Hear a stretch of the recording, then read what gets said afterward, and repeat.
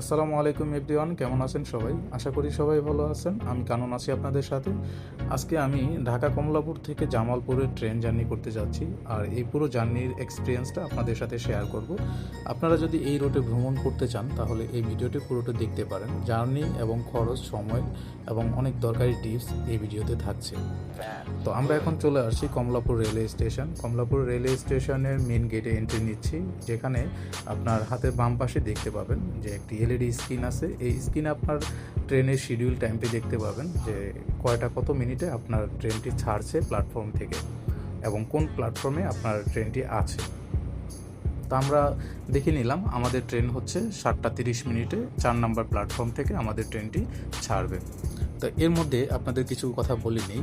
সেটি হচ্ছে যে কমলাপুর রেলওয়ে স্টেশন বাংলাদেশের সবচেয়ে বড় রেলওয়ে স্টেশন, যা 1968 সালে নির্মিত হয়েছে। প্রতিদিন হাজার হাজার মানুষ এখান থেকে দেশের বিভিন্ন জেলায় যাতায়াত করে। এবং কিছু টিপস, সেটি হচ্ছে ট্রেন ধরার অন্তত 30 মিনিট আগে আপনি চলে আসবেন আপনার রেলওয়ে স্টেশনে। এখানে অনেক ক্রাউড থাকে, তাই সাবধানে থাকতে হবে।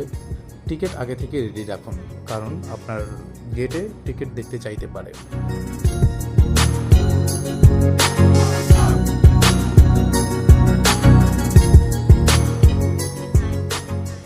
এখন টিকিট, ঢাকা থেকে জামালপুর যাওয়ার জন্য কিছু ট্রেন আছে, যেগুলো হচ্ছে আপনার যমুনা এক্সপ্রেস, তারপর হচ্ছে তিস্তা এক্সপ্রেস, অগ্রবাণী এক্সপ্রেস।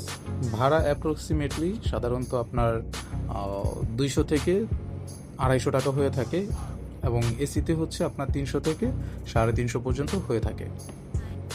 এই টিকিটগুলো অনলাইন থেকে কাটলে আপনার হচ্ছে রেল সেবা অ্যাপসটি ইউজ করতে হবে, এবং আপনি কাউন্টার থেকেও নিতে পারেন। টিকিটটি আগে থেকেই কেটে রাখলে ঝামেলা কম হবে।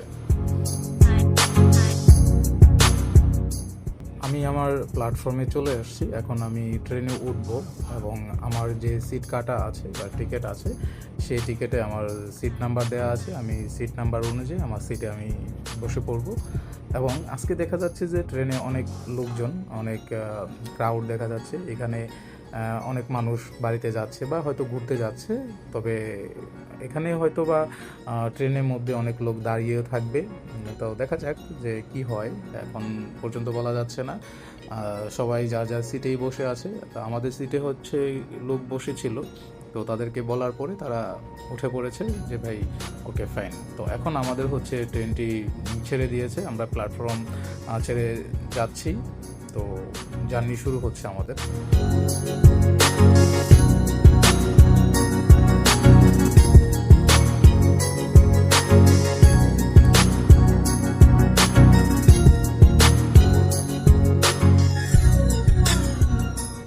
এখন বলে রাখি যে এই জার্নিটিতে আপনার সময় লাগবে সাধারণত 4 থেকে 5 ঘন্টা। এর মধ্যে আমরা জামালপুর রেলওয়ে স্টেশনে চলে যাব, এবং আমরা অলরেডি কমলাপুর রেলওয়ে স্টেশন ছেড়ে কুড়িল বিশ্ব রোড ক্রস করছি, এবং কিছুক্ষণের মধ্যে হচ্ছে এয়ারপোর্ট জংশনে আমরা এন্ট্রি নিব।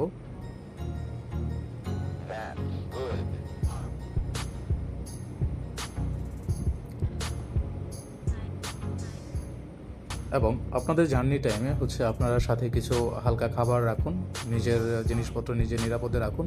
জানালার পাশে বসেন, ভালো ভিউ পাবেন। আমাদের পাশে যে ট্রেনটি দেখতে পাচ্ছেন সেটি হচ্ছে ক্রসিংয়ের জন্য দাঁড়িয়েছে, আমাদেরকে যেতে দেওয়ার জন্য সুযোগ দেওয়া হয়েছে, তাই তারা দাঁড়িয়ে আছে।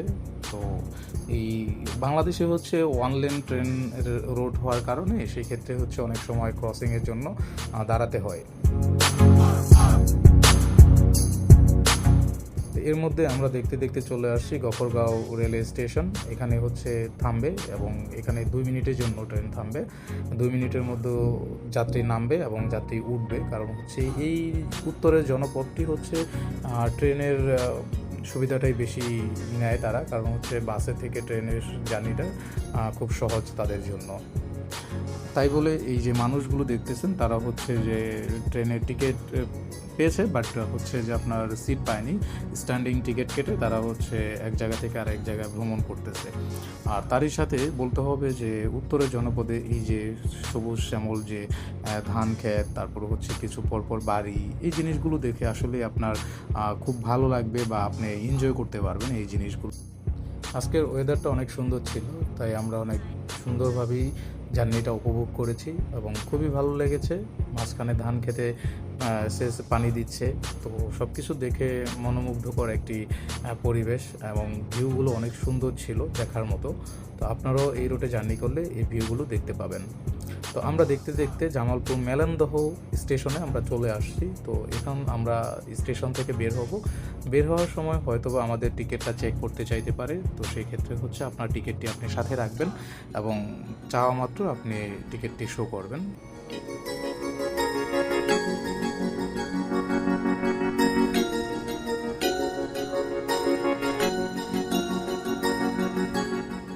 আজকের এই স্টেশনে অনেক ক্রাউড ছিল মোটামুটি। যদিও আমি এই রুটে সবসময় যাতায়াত করি না, তবে হয়তোবা এরকমই থাকে সবসময়, আমার জানা নেই। তবে আজকে আমার কাছে মনে হচ্ছে যে অনেক লোক স্টেশনে আছে, হয়তো তারা কোথাও যাচ্ছে। আমরা বের হয়ে গেলাম রেলওয়ে স্টেশন থেকে, কিন্তু কেউ আমাদের কাছে টিকিট চায়নি দেখতে।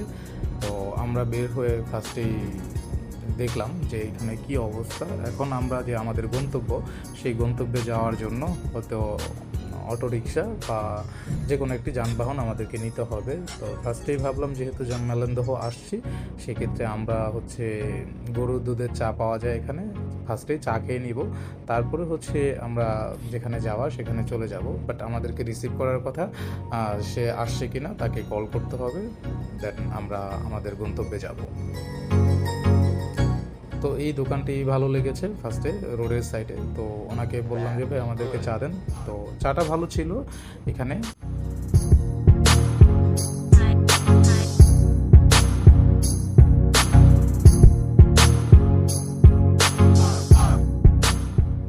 জামালপুর আসার মেন উদ্দেশ্য হচ্ছে আমার কলিগের বিয়ে। তো আজকে হচ্ছে তার রিসেপশন। তো আমরা রিসেপশনে অ্যাটেন্ড করার জন্য আসি, আর সেই সাথে আমাদেরকে রিসিভ করা হয়েছে। তো এখন আমরা আমার কলিগের বাসায় চলে যাচ্ছি। তো ফুল দিয়ে অভ্যর্থনা জানিয়েছে, খুবই ভালো লাগছে বিষয়টি। তো আমার সাথে হচ্ছে আমার আরও 2 সহকর্মী আছে। তো চলে যাচ্ছি আমাদের সেই গন্তব্যে। আজ এখানেই বিদায় নিচ্ছি, দেখা হচ্ছে নেক্সট কোনো ভিডিওতে। সে পর্যন্ত ভালো থাকবেন, সুস্থ থাকবেন, আল্লাহ হাফেজ।